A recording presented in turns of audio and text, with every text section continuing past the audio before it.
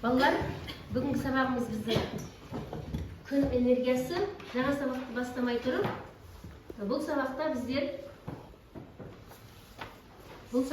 біздер күн энергиясы тақырыбында әлеуметтік қоғамдық тақырыптар аясында айтылған сөздер мен термин сөздердің мағынасын түсінуіміз керек болады. Осы төңіректе, осы жаңа сабақ бойынша видео сюжетке назар аударайық балалар. Қазір.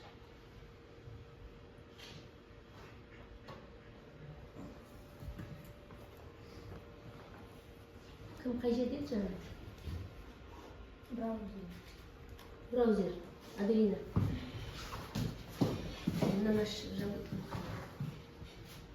Тақтаға назар аударыңыздар. Жіберемін. Еще 2 минутқа.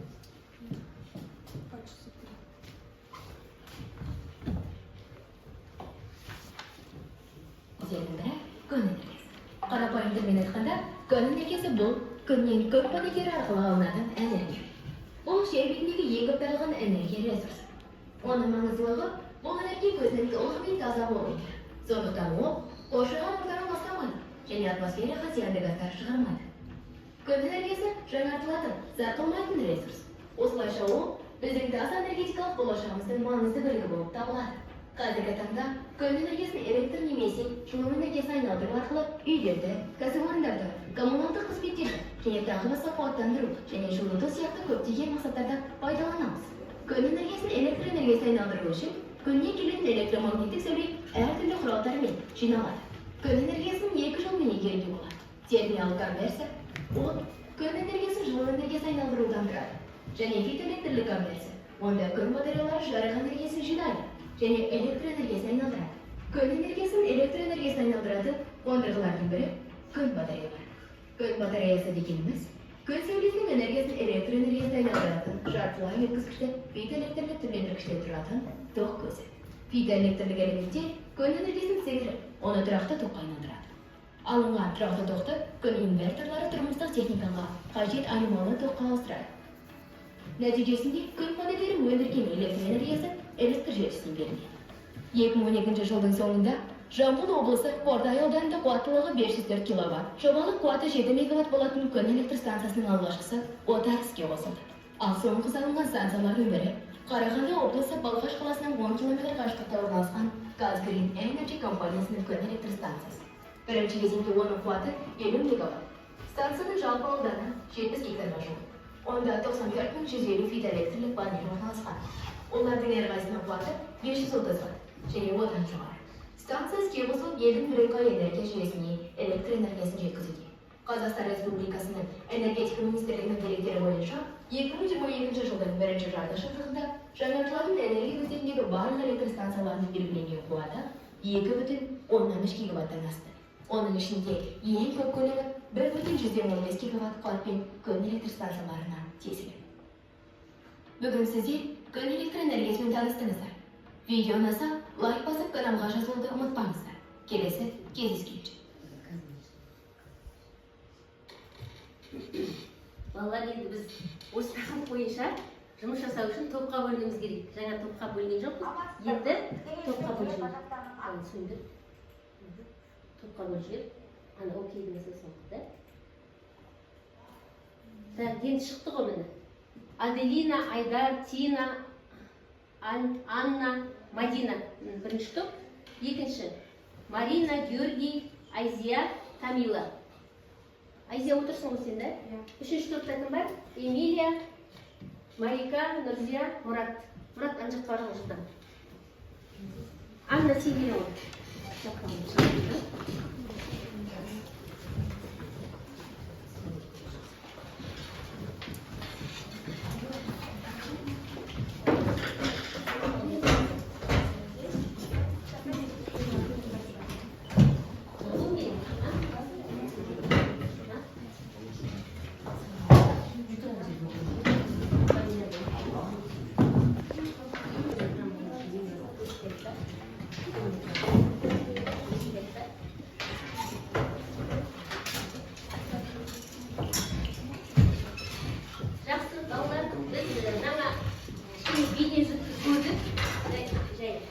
Сол өшіккен энергиясының панельдері біздің қаламызда бар ма?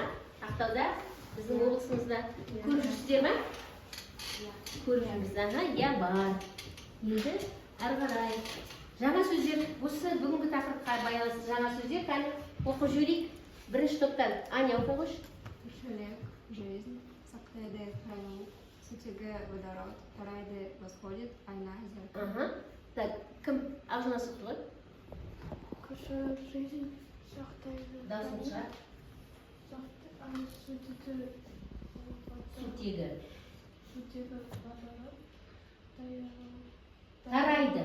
тарайды, восходит, айна, зеркало. Жақсы, Эмилия. Кішілік жизнь сақтайды хранит, сутегі водород, тарайды, восходит, айна, зеркало. Жақсы, енді сөз тіркесін жасап жіберейік. Сәл. Мадина, тіршілік. Сөз тіркесі, балалар ойланып отырыңдар. Тіршілік, жизнь. Қандай тіршілік? Иә? Кәне? Кім есіне не істеді? Тіршілік. Иә? Су не? Тіршілік көзі, да? Су тіршілік көзі деп айтуымызға болады. Тіршілік деген адамдардың несі? Тіршілігі. Кәне, ары қарай сақтайды. Кім айтып жібереді сөз тіркесін? Мұрат, сақтайды. Нені сақтайды мысалы?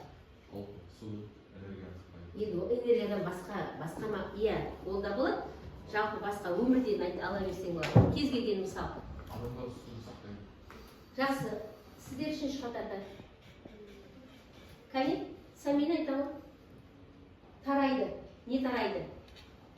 Таңертең, күн шыққан. Иә? Не тарайды? Күн? Күннің несі? Сәулесі. Күн сәулесі ғой тарайды. Күн емес. Әрі қарай айна. Кәне, Эмилия, айна. Иә? Сен айнаға күнде қарайсың да? Кім айнаға қарамайды? Зеркало кто не смотрит? Бәріміз қараймыз да? Иә, бәріміз қараймыз. Олай болса оқулықтарыңыздағы 60-шы бетті ашыңыздар, 3-ші тапсырма. 60-шы бет, 3-ші тапсырма. Қайтуымыз керек, Марина оқи ғой дескриптірді. Тапсырманы оқи ғой.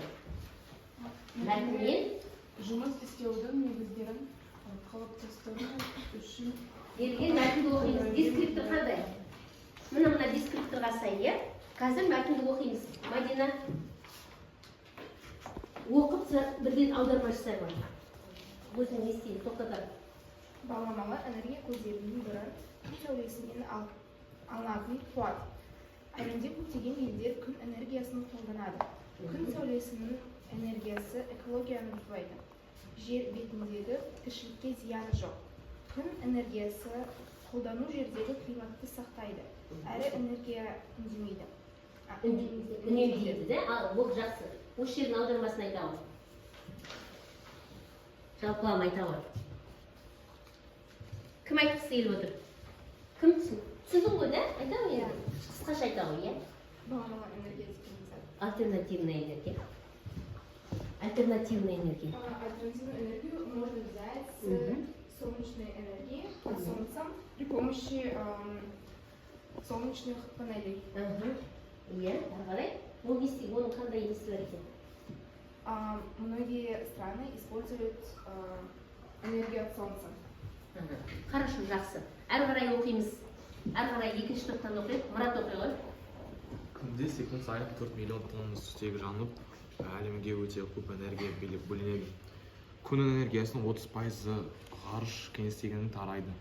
Ал 70% жер бетіне түседі.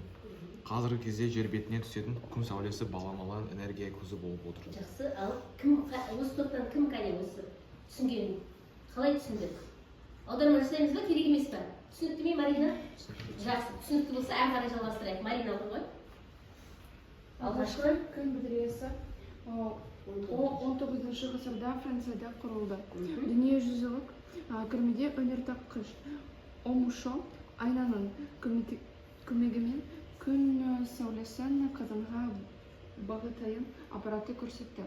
Қазан газет шығаратын баспа мәшинесін іске қосты. 1953 жылы ақш ғалымдары күн сәулесін электр қуатына айналдыратын күн батареясы ойлап тапты. Күн батареясын ойлап тапты.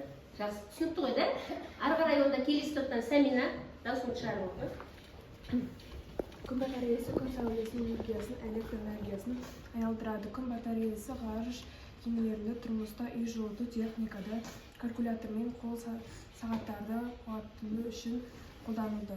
Күн батареясы тұрғын үйлердің шарттарына орналастырады. Күн батареясы тұрғындарының өміріне зиян келтірмейді. Зиян келтірмейді, әрі қарай Нұрзия оқиғы. Қоршаған ортаға зияны жоқ. Экологиялық тұрғыдан таза, дыбыс шығармайды, қауіпсіз, пайдалануға ыңғайлы, өте тиімді. Ол шамамен 30 жыл жұмыс істейді. Осы жолдың ішінде небәрі 1 килограмм күн кремнийді жағады. Күн сәулесінің пайдалану болашақта адамзат өмірін жеңілдетеді. Жеңілдетеді. Ал жақсы балалар, осы мәтінне қандай жаңа сөздерді көрдіңдер? Қандай жаңа сөзді көрдік? Жөрге қандай жаңа сөз? Айдар, кім бар ана жерде? Тіршілік, сосын? Сақтайды, иә? Тарайды. Сосын?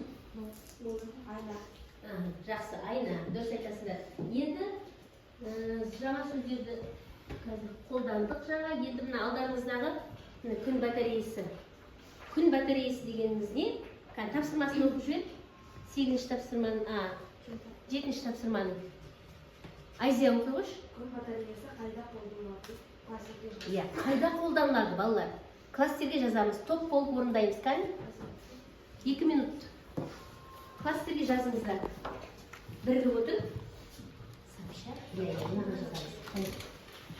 Марина, мұнда жазамыз, бірігіп топ болып орындаймыз. Кәне?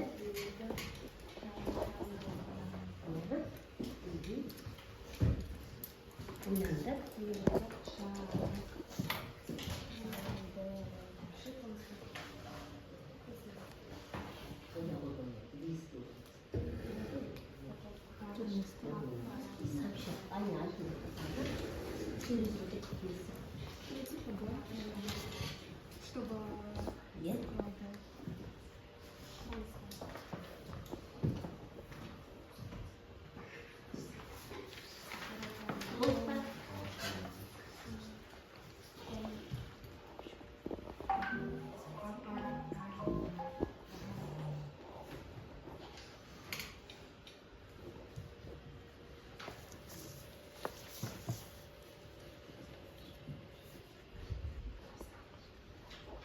Болдыңдар ма балалар?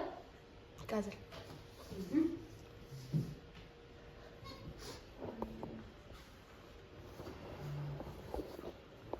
Дескрипторда назардан тыс қалдырмаймыз. Дескрипторда қараймыз. Қандай нені білуіміз керек осы 5 балл. Болсақ, кәне бірінші топтан бастап, келіңіз тақтаға. 10 сағаттарға дейін. Иә? Кәне? Кім болды? Болдыңыз ба? Бірінші. Кәне, қайсысын келесіңдер? Келе алмайды, келесі бе? Тақтаға кел, мына жерге есте.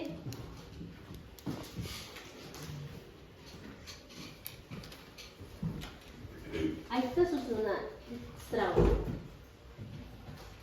Сәл мәлімет. Жылдамдап қалады. Иә?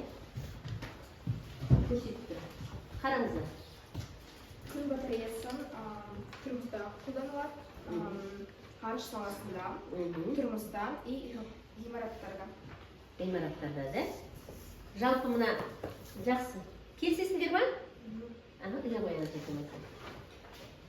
Ал екінші топ сіздер не жазыңыздар? Кәне кім келеді? Кел, Нұрзия келе ғой. Айзия, Нұрзия. Екеуіңді шатыстырам ғой, үнемі. Айта ғой. Күн батареясы тұрмыста, ғимараттарда, ғарыш кемелерінде техникада қолданылады. Техникада қолданылады, иә. Енді қолдану аясы бір болғаннан кейін жалпы жауаптар ұқсауы мүмкін, иә?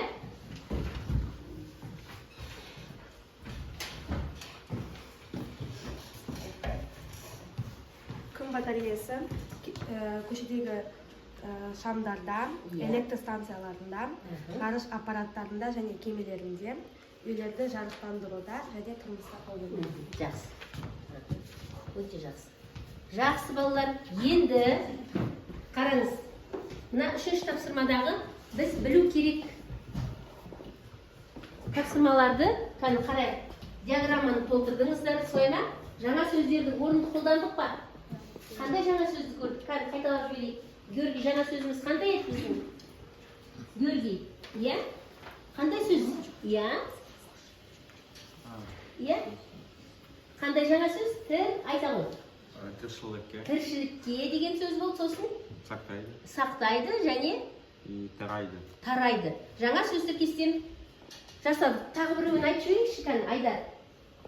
Сөздер кесін айтып жіберші. Сақтайды. Нені сақтайды, мысалы. Кез келген тақырып болуы мүмкін. Иә? Кәні қыдырыс қалмай сөйлейміз, иә? Ане, сен айтуға болады. Топ болып көмектесің бір-біріне. Аделина. Иә? Бұл енді. Энергияны сақтайды. Ал жақсы. Сіздер Айна мен Марина. Айна. Иә? Мәтінден алуыңа да болады. Мен Айнаға күнде қараймын дейді, жақсы. Күнде бірнеше мәрте қарайсыңдар, солай ма? Ал кәні Самина, кім? Тамила. Келесі сөз тарайды. Тарайды мен. Эмилия, кәні қайсысың? Малика.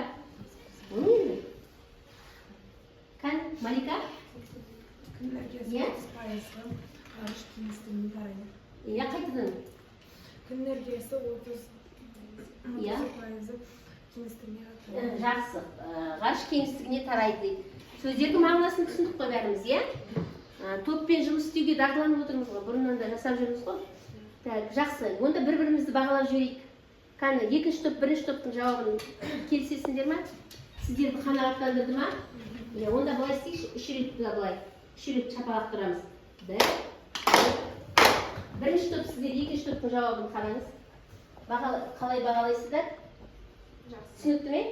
Сіздерде? Ал екінші топ, үшінші топтың жауабын бағалаймыз. Иә? Жақсы ма? Сіздер екінші топтың жауабын. Керемет. Ода? Жақсы. Өте жақсы балалар. Енді келесі тапсырмаға көшейік. Келесі тапсырмамыз 5-ші тапсырма. Бұл деген 5-ші тапсырма қазір. 5-ші тапсырма. 5-ші тапсырма берген оқыш кім? Аделина оқыш берген. Күн?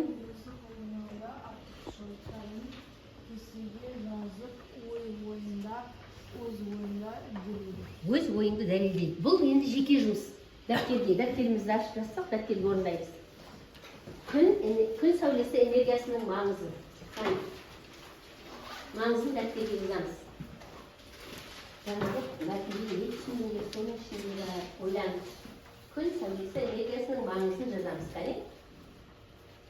Бір екі сөйлеммен, немесе үш сөйлеммен жазуға болады. Күн сәулесі энергиясының маңызы.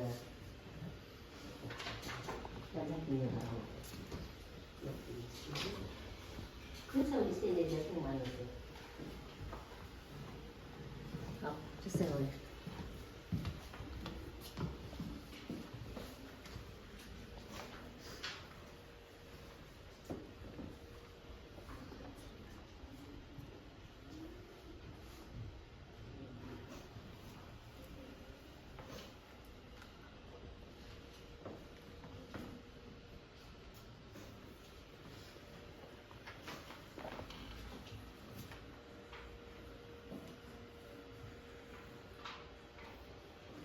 Buradan da atacağız balığı.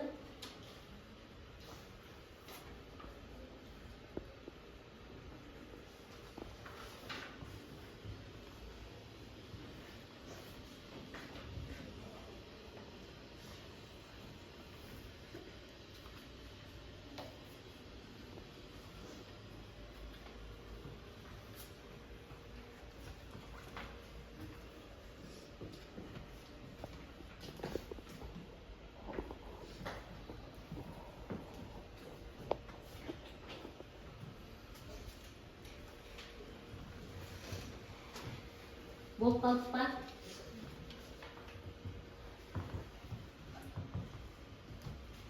Күн сәулесі энергиясын.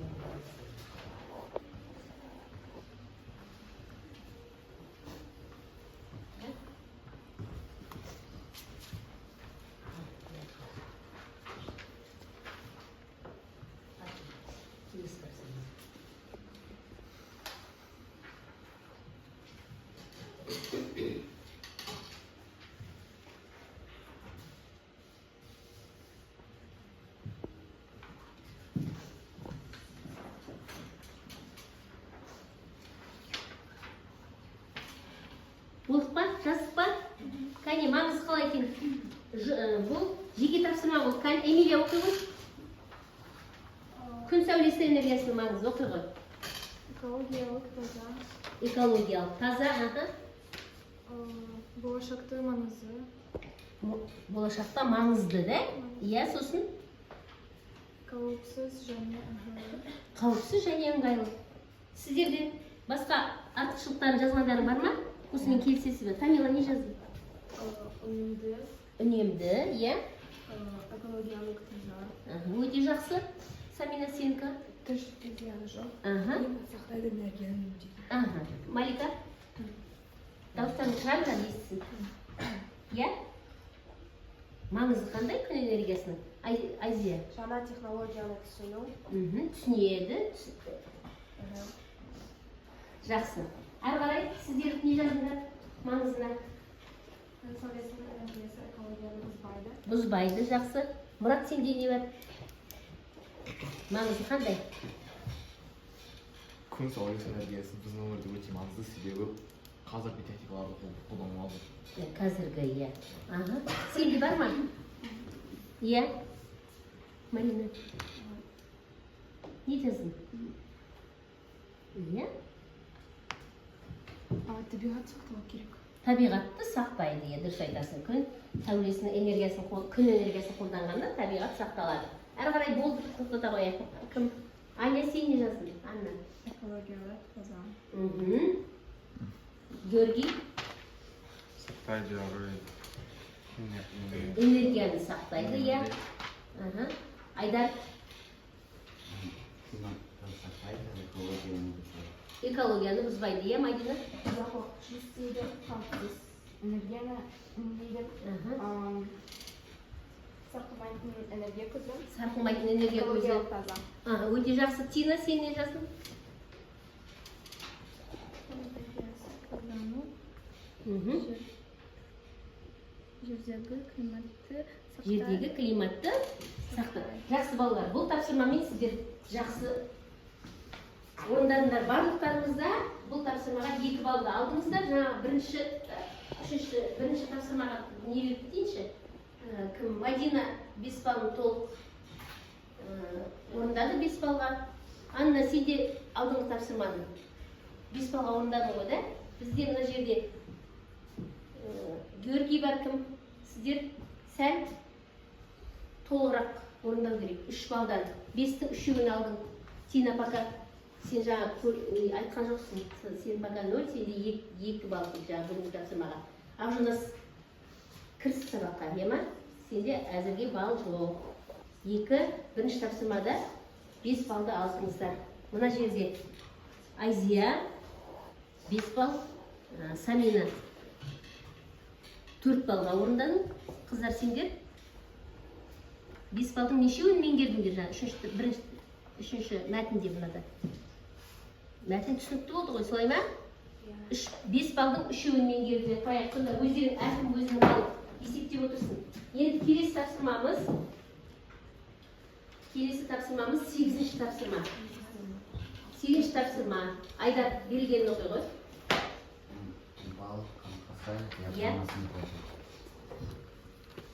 Иә. Диаграммасын толтыр дейді. Оның ішінде не істеу керек? Аня айтып жібер. Бірінші. Бірінші блоктың басына мәтіндегі баламалы энергия көзін жаз. Иә, мәтіндегі баламалы энергия көзін жаз дейді. Бірінші басына. Екінші, кім? Тина оқи ғой. Екінші не істеу керек екен? Балықтың Балықтың басына мәтіндегі күн балықтың қаңқасына күн электр станцияларының тиімділігі тиімділігін жазамыз. Мына қаңқа екі жағындағы қаңқасына, иә. Ал үшінші, кәні Ақжанас, сен айтып жіберші. Үшіншісін. Бос тапсырманы қалай орындауымыз керек, иә? Балықтың құйрығына күн энергиясының адамзат өміріндегі маңызы иә, бұл енді сұрақтан қайталанып келіп тұр ғой байқаусыздар. Бұл жұптық тапсырма. Аня мен Георгий, Аделина мен Айдар, Мадина, сен екеуміз, Марина, Ақжанас кішкене сілкіндір. Мынаған орындаймыз, мына жерге жазамыз. Нұржия, Мұрат екеуің жазасыздар, біреуің айтып, біреуің жаз. Малика кім? Кәне, жазай орындай беріңдер.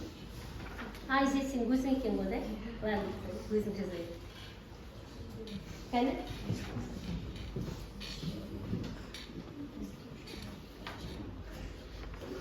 Ол артынан бәрі потом. Потом ручкой жазыңдар, Аделина.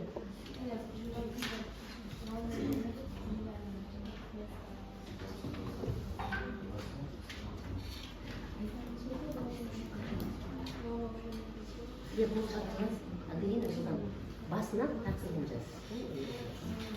Құйырына маңызды ана жерге.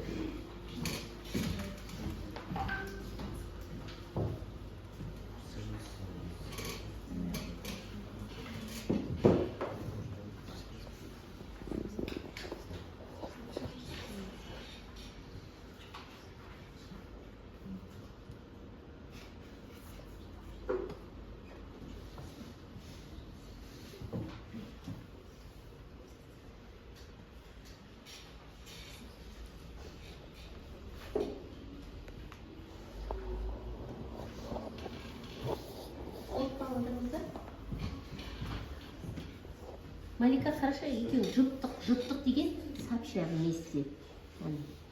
Эмилия. Бәлкім бүгінгі сабақтан түсінгендеріңізді жазасыңдар ғой. Иә? Бұл тапсырмада 2 балл.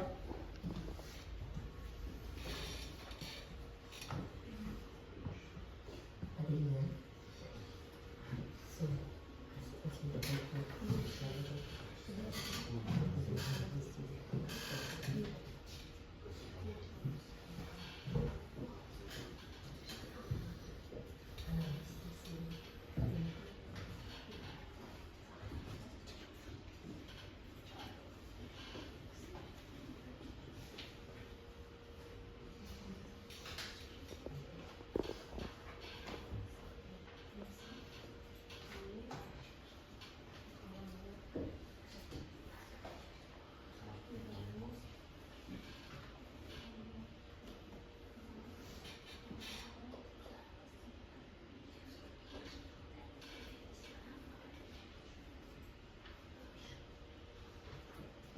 Болдық па балалар? Болса, кім сіздің топ па? Екешке, кәні мұнда сіздерден бастай қойып? Жұптық тапсырма ғой? Кім оқиды? Эмилия оқи ғой. энергиясы отын қажет етпейді, қауіпсіз, экологиялық таза, ұзақ жұмыс жасайды, зиянды газ Тыңдаймыз, жауапты тыңдаймыз. Иә? Маңызы қандай? Жаздың ба? Айттың ба? Айзия, сен айта. күн энергиясы, Тақырыбы. экологиялық таза, пайдалы әрі энергия үнемдейді, адам тез үйрене алады, зиянды газ шығармайды, отын қажет емес, ұзақ жұмыс жасайды. Жақсы, Санина. Күн энергиясы, экологиялық таза, жаңғыртылатын энергия, энергия, қауіпсіз, зиянды емес. Иә, жаңғыртылған энергия дұрыс. Иә. Ол таза әрі тиімді энергия көзі. Ол таза әрі тиімді энергия көзі. Өте жақсы. Кәні сіздер Марина қойған тақырыбы қандай? Күн энергиясы. Иә. Ары қарай жазғандарын оқи ғой. Жаз аяқтың. Сен оқы ғой. Күн энергиясы. Иә. климат сақтайды, тиімді, экологиялық, таза, қауіпсіз, тұрақты өңдейді, орман ортаға зияны жоқ. Сонысы тұрақты даму және экологиялық таза болашақ. Жақсы, өте жақсы. Марина, оқисың ба? Оқы ғой. Күн энергиясы болашақтың энергия көзі. Күн энергиясы болашақтың экология сақтайды. Жақсы. Маңызы қандай? Жазбасаң да маңызы. Маңызды ма? Күн энергиясы маңызды ма бүгінгі таңда? Маңыз. Важно, да? Дұрыс. Жақсы. Сіздер Анна оқиды. Күн энергиясы экологиялық тазалы, сақталмас ресурс, пайдалану шараларымен азамат Күн энергиясы адамзат үшін ең қауіпсіз және тиімді баламалы қуат көзі. Ең қауіпсіз, тиімді баламалы қуат көзі. Аделин, Айдар оқиды ма? Кім оқиды? Аделин, сен оқисың ба? Иә, оқиды. Бақтың басы баламалы энергия көзі күн энергиясы. Енді бақтың қаңқасы экологиялық таза, қауіпсіз, ауаға зиянды газ шығармайды, ұзақ уақыт жұмыс істейді, энергияны үнемдейді, сатылмайтын қуат көзі. Енді бақтың қырығына. Күн энергиясы болашақтың энергиясы. Ол табиғатты қорғайды, адам өмірін жеңілдетеді және тиімді қуат көзі болып табылады. Сіздің жұп. Аделина, қайсысы оқисыңдар? Оқи ғой, Аделина. Жер бетіндегі тіршілікке зияны жоқ, қауіпсіз. Жақсы, онда балалар, бүгінгі сабақты қалай түсіндік біз? Кім жылдам деген мынау? Тақтаға назар аударыңыздар. Борбол.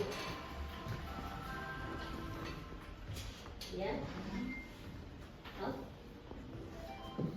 Айтамыз. Жоқ. Жоқ, иә. Дұрыс болды. Әрі қарай. Екінші. Иә? Қайда? Дауыстан шығарыңдар. Иә. Сұрақты оқиыншы біреуіміз және. Сұрақты оқиық келесіде. Иә? Әрі қарай. Үшінші сұрақ. Қай ғасыр? 19-шы ғасыр. Иә. Әрі қарай.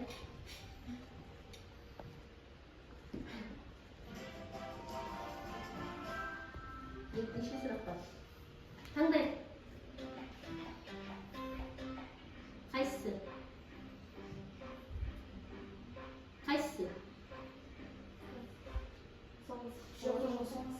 Мына ма? Мына ма? Скорость 2-ге көбейтеді. Жақсы. Келесі.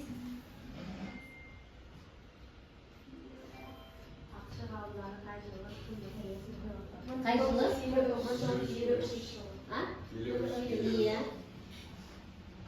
Дұрыс-ақ. Әрі қарай.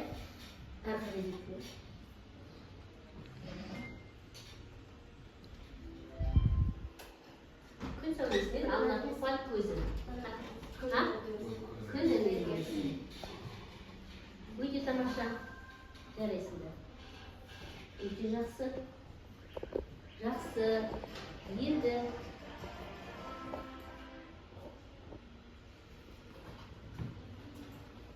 біз көрдік, да?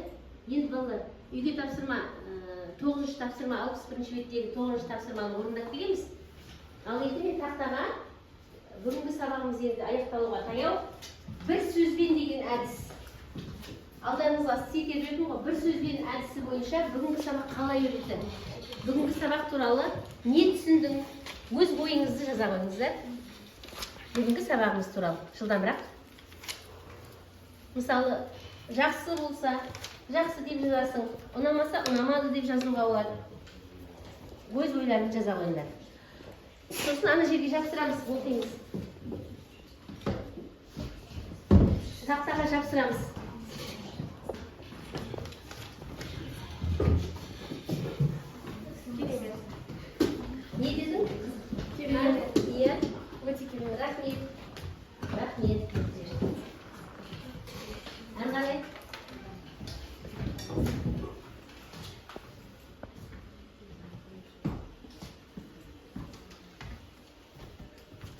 Sen bola koyduk ballar. Murat gelirsin. Açış. Ha? Açış ne diyorsun? Samina. Ben mi жазамыз? Ağzına silin zaten. Оқимыз. Қызықты. Марина. Жақсы. Пайдалы. Пайдалы, ага. Сен танисың? Аня.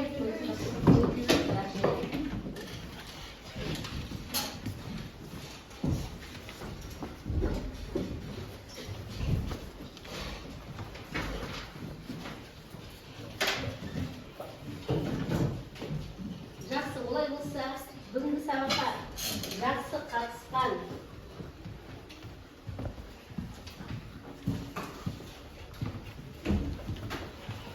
енді балдарыңызды есептеп отырсыңдар ғой өздеріңізді. Аня, сенде неше балл? Неше балл алдың осы тапсырмалардан? 10-ның алдың ба? 8. Ага. Аня 8 балл.